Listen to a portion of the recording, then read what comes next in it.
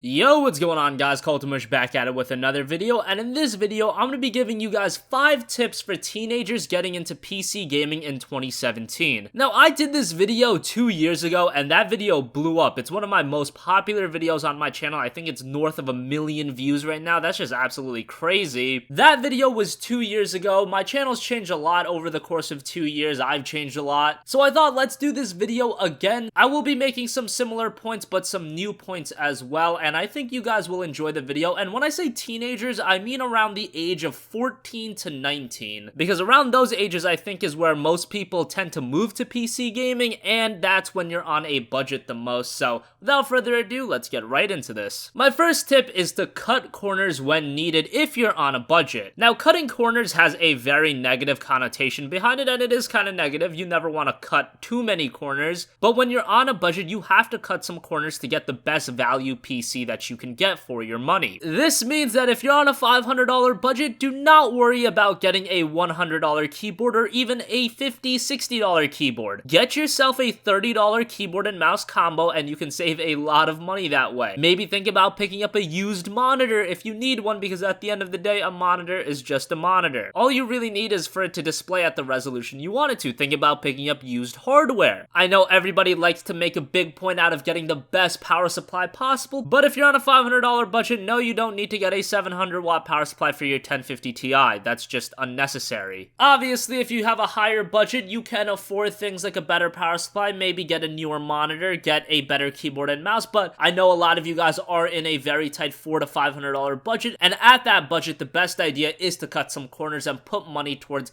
more important parts such as your graphics card or your CPU. Number 2, know what kind of games you want to play before getting into PC gaming. There's a reason you want to build a gaming PC, whether it be to get a better frame rate on a game you've already been playing on your laptop, such as World of Warcraft, League of Legends, Counter-Strike Global Offensive, or maybe you want to dabble in some higher end games. Maybe you want to play Crysis, maybe you want to play Resident Evil and the latest games. Well, get that figured out right away. If you want to get a PC just to play World of Warcraft or League of Legends at a higher frame rate, you don't need to get the type of PC that I have or many others have with high-end graphics cards like a GTX 1070 or even something like a 1060 or an RX 580. You can get away with like $100 graphics cards. That's all you need. And you have to understand that even with $100 graphics card, you can play higher end games. Sure, it might not be the best experience possible, but sometimes I think those that are new to PC get it mixed up that you need to get a $200 GPU to play the latest games. I think some of the marketing for some GPUs also has a problem, because I've seen AMD promote GPUs that can run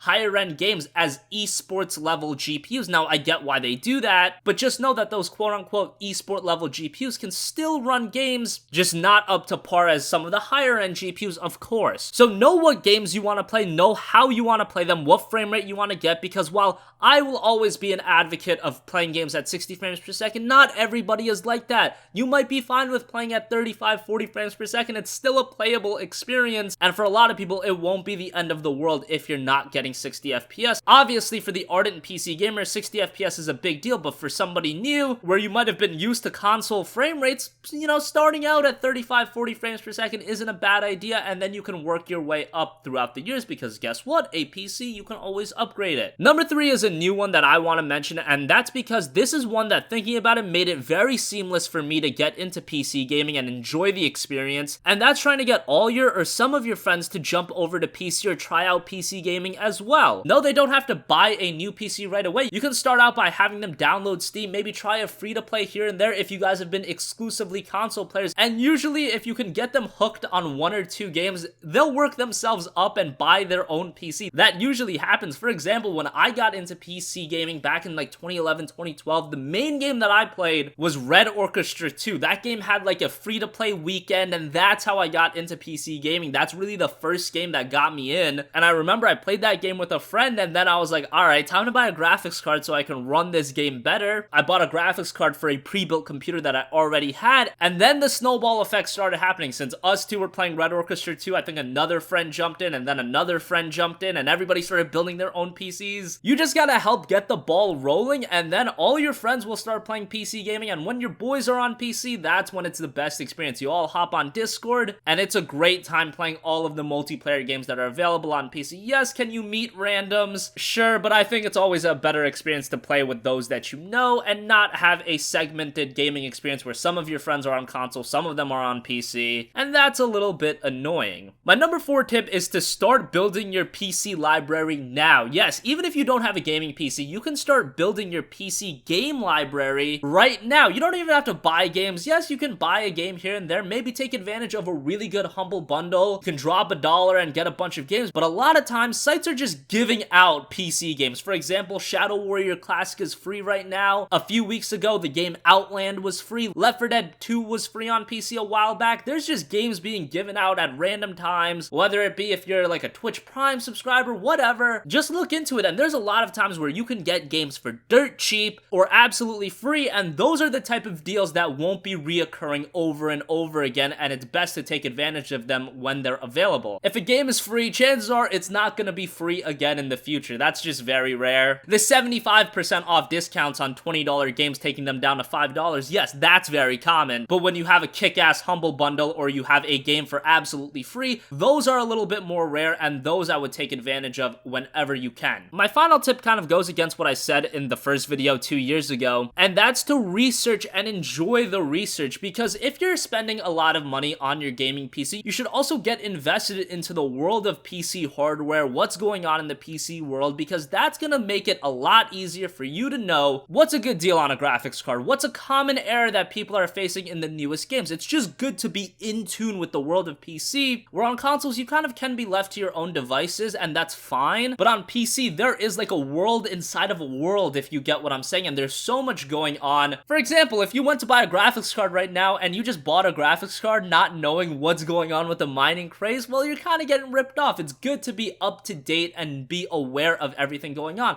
not just with the research of every part and everything like that. Obviously, you want to know how to build a PC, what every part is, but that's knowledge you can just learn in a couple hours. I'm saying enjoy that part, because the process of building a PC can actually be very enjoyable to a lot of people. For me, it's whatever, but for the majority of you guys that comment on my videos, you guys seem to really enjoy the process of building a computer, and that's great, but also be up to date on what's going on in the PC world with games, hardware, software. If you're up to date on everything going around, not only are you going to get better deals on games, you're going to figure out how to fix games if there's a bad port or anything like that. You're going to know what games to be on the lookout for, what games might or might not be good ports. It's just good to be in tune with the world of PC, because that's going to help your overall experience, and it's not that hard to stay in tune. I mean, subscribe to a few subreddits and you'll be good to go. My personal favorites are /PC gaming, build a PC sales. You can also dabble into some PC Master Race if you're into the memes. So I hope you guys enjoyed this video. I hope you guys that are looking to get into PC gaming found this a little insightful. As always, thanks for watching. If you have a request for a future video, you can leave that in the comments section down below, and I will catch you guys in the next one. Peace out.